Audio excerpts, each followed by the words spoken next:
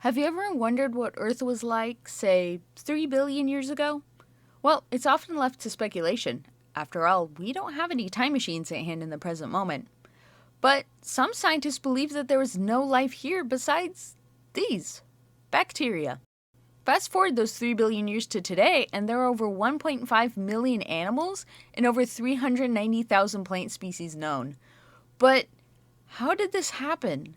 How did this become this? Well, believe it or not, I think the answer lies in this game right here, Spore. Join me, will you, as we surf through the waves of time and see how rapidly a planet's environment can shift from single cells to massive trees.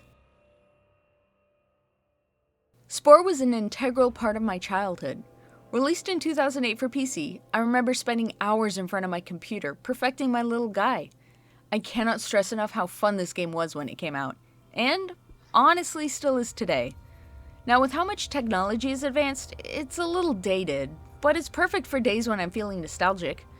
And we don't talk about the sequel. It never happened. Seriously, I do love this game, and I find myself coming back to it every so often. So with all that being said, let's dive in, shall we?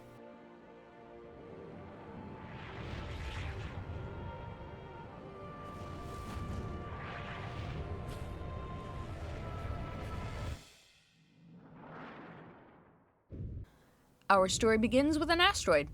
This is a reference to panspermia, the theory that life didn't originate on Earth but actually came from outer space.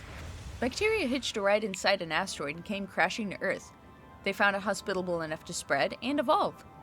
And then we emerge, a single-celled organism ready to take on the world. Okay, so this is John, and he's already multicellular. Hate to break it to you, but the cell stage isn't truly a single cell. Look at those, right there, those little things. Eyeballs.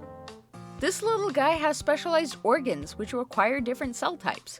If anything, we're plankton, not a single-celled organism. By the way, did you know that plankton is the plural?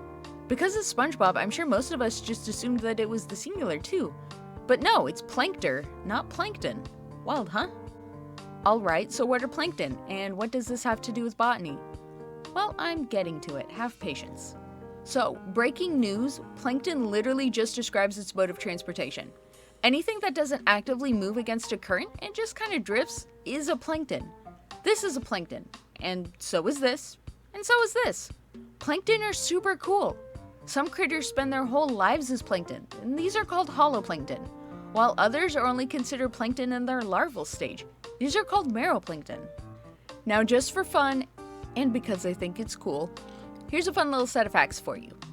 Anything that actively swims in the water is called nekton, while anything that walks along the floor is called benthos. Anything that floats on the surface is called neuston. Why am I obsessing over plankton?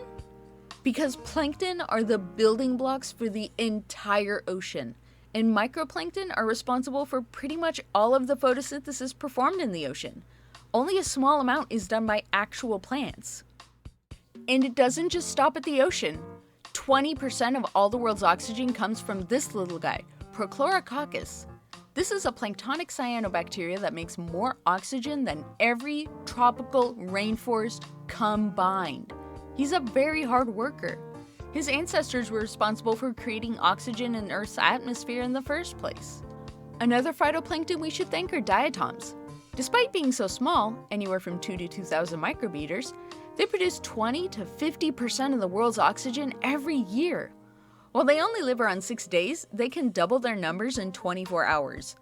And these guys have been around for 200 million years. So that's a lot of diatoms. And another strange thing we should be thanking diatoms for is their shells. If you have houseplants, you've probably heard of diatomaceous earth. It's used to kill insects.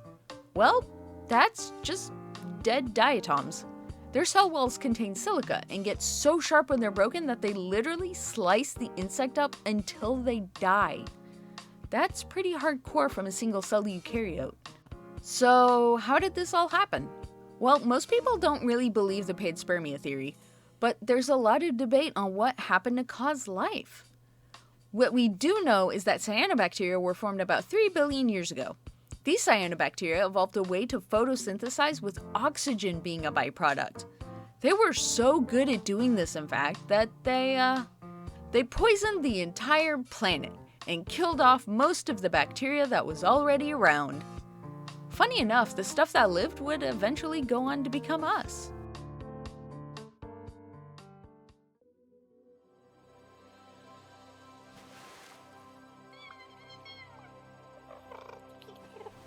Alright, it's time for us to evolve. Now we are no longer a zooplankton, but a full-on animal. But look at all these plants! Well, this isn't too far off from how things really went. Plants beat animals to the surface by about 50 to 100 million years. They started off as tiny little plants that resembled marchantia or liverworts. They were non-vascular and reproduced by spores. We know this because we have some spore fossils that date back to this time. These guys evolved from algae, which, while it isn't a true plant, does have many of the same characteristics. In the Devonian period, roughly 390 million years ago, roots and leaves became present. Archaeopteryx was one of the first plants to evolve secondary vascular tissues. It was able to grow outwards and get thicker. This means it was probably the first woody plant. The oldest known plant with seeds is Alkinsia polymorpha. It was actually a type of fern. Ferns of today still reproduce by spores, but this plant went on to become gymnosperms and angiosperms. Trigonocarpus was another early seed-bearing plant, and we even have examples of seeds with embryos still perfectly preserved. These early seed-bearing plants were called ligonopterids. They became pretty abundant as the Devonian period came to a close. Now, flowers themselves came very late in the evolutionary history of plants. They appeared sometime in the Triassic period, but the last thing we got was actually grass, believe it or not. That's right, grass is the most advanced plant on the planet. Okay, not really, but it is interesting that something we think of as an important food source came around so late. It didn't become widespread until after the dinosaurs went extinct. This means that alligators and crocodiles are both older than grass by over 100 million years. Some plants have been relatively unchanged these past couple million years. Cycads first appeared on our planet 280 million years ago in the Mesozoic era. They are gymnosperms with separate male and female plants. This means the plant is called dioecious. Plants that have both the male and female reproductive organs on one plant are called monoecious. Another dioecious gymnosperm we still have around is Ginkgo biloba. This amazing tree has the cool ability to randomly change gender. It's usually from male to female and is most often a single to a couple branches. But we have no idea how or why they do this. We have theories that they can tell when there are too many males and not enough females. They have to reproduce somehow, after all. We plant ginkgos pretty often as well. They make good street trees because they're incredibly hardy. But this means planting a bunch of males because the females, well, let's just say they can clear the street with their smell alone. A city near me has ginkgos planted all along the street, and a few happen to be mature females. Every fall, the street smells like, to put it lightly, dog poop and vomit. Yep, they have the stinkiest fruit. I still love them. The smell is worth it for these wonderful dinosaur trees. It's a miracle we still have this tree around. It's actually pretty much extinct in the wild. The only known specimens were in temples in East Asia. Now, because of humans, they've spread across the world in cities for all to enjoy. They're by far my favorite tree, and I hope they stay around forever. Considering all they've gone through and seen, I'm sure they'll probably outlast us humans.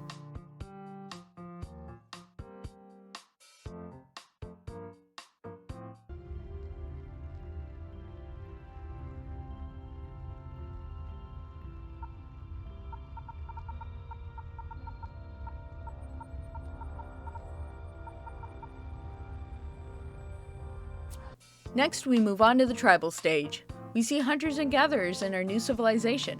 We're gonna fast forward in our planet's evolution to about 13,000 years ago. Plants are getting domesticated at this point. The first plants we decided to grow on farms were actually cereal grains such as wheat. We started realizing that we could take the plants with the biggest and best desired traits and breed them together. This is called selective breeding. It's actually a form of genetic modification in my opinion. There is some argument around the subject though. If you want a more in-depth answer, I covered genetic modification in my Fallout Vault 22 video earlier this year. Now we move on to the city stage. In our modern day, we have plants everywhere. Like I said earlier, we have some along our streets, some that we eat, and some that we just like to keep in our homes as little friends. Many of our medicines come from plants. Our houses are made from plants. Our fuel is just ancient dead plants. I'm sitting at a desk that was once plants. They are integral to our survival and our everyday lives and comfort. We wouldn't be here without them, and without us, most of them would go on just fine. Our reliance on plants really is something to be amazed at. Everything we have and are starts with plants. We breathe in their waste products. But what about the future of plants?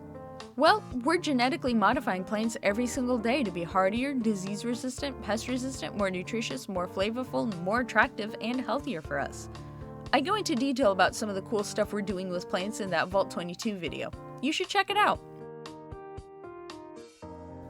There is one more place we haven't quite gone to with plants, and that is the far reaches of space. The final level in Spore is a space adventure where you navigate the solar system with your species. In our modern world, we're doing a lot of research into the effects of spaceflight and weightlessness on plants. This study is called astrobotany, and I love the way it sounds. Astrobotanists also study the potential for plants to exist on different planets as well. We've been doing studies on space farming. Astronauts need vitamins while out exploring the solar system, and unfortunately freeze-dried or heat-treated food loses its vitamins rather quickly. Space farms would be an excellent solution to this problem. But that word, problem, that describes space farms pretty well. They have a long way to go before they're viable for long-term success. Plants grown in lower gravity situations grow slower and smaller than plants grown on Earth. If we were to plant a farm on, say, Mars, the plants would need protection from radiation, and Martian soil doesn't have reactive nitrogen. This is nitrogen in the soil that can be used by plants that comes from organic matter. Mars doesn't have any organic matter, so that's a big problem. But we have astrobotanists hard at work trying to solve these problems and give us space corn! Yes, I am avoiding the obvious potato joke. Plants have been around millions and millions of years before us, and unless we really screw up, they will be here millions of years after us. Hopefully. If you take anything away from this video, I hope it's that plants are super cool. They make the world habitable, and even if it weren't for that whole oxygen thing, I think the world is just better with them in it. They're fascinating organisms that have ultimately shaped the world into what it is. Remember, without those little cyanobacteria 3 billion years ago, we wouldn't have space corn.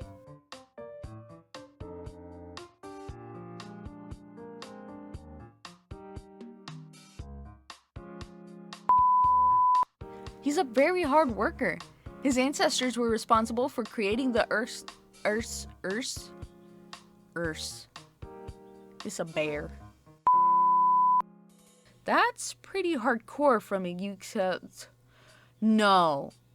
No. Those were the last 3 words and I messed it up! Roots and leaves became present. Archaeopteryx was Did I said that right? Archaeopteryx. Yes, Archaeopteryx. Yep. It was actually a type of fern. Ferns of today still were produced by I don't know English. They became pretty abundant as the Devonian Deponian? Did I say Deponian? Oh, and it was like the 4th to last word. No. Cycads first appeared on our planet 280 million years ago in the Mesozoic era. Cat, hi. Can I help you, cat? Give us a squeak.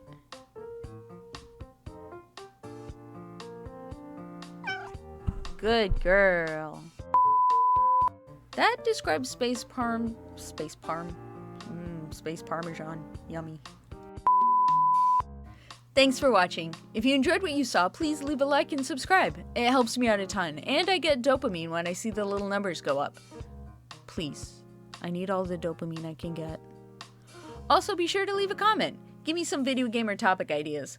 I love getting to geek out about plants on this channel. It's honestly so fun. I hope you have a wonderful day or night wherever you are. See you later.